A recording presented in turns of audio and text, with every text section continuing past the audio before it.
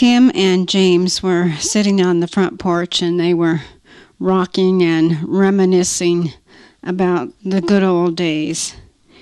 And Tim said, "You know, we never used to see children that were so unruly and disrespectful as we see nowadays."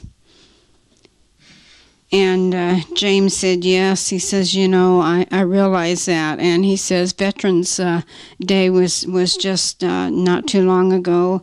And it used to be that we had honor in our country and felt honored to serve in the armed forces. But nowadays it seems like people would rather protest than to serve their country. Tim said, "Yes," and he says, "You know, we live in a day and age when it seems like crime pays. Used to be that if you did the crime, you did the time, but not so." And then they talked about churches and how churches have changed. They remember when it used to be a privilege to take your Bible to church and to school or anywhere, to your workplace, anywhere you wanted to.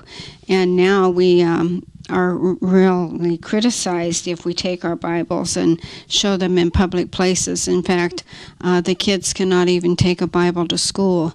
And I remember when I was a teenager, we had Youth for Christ Club meetings either before school or after school, and we were able to take our Bibles, and if we finished our work in the classroom, we were able to read our Bible for a little while. But anyhow, they were reminiscing about all this stuff, and James said, "You know, that kind of reminds me of a poem that someone sent to me, and the poem is entitled The Old Paths. I liked the old paths when moms were at home, dads went to work, brothers went into the service, and sisters got married before they had children. I liked the old paths when crime did not pay, but hard work did, and people knew the difference.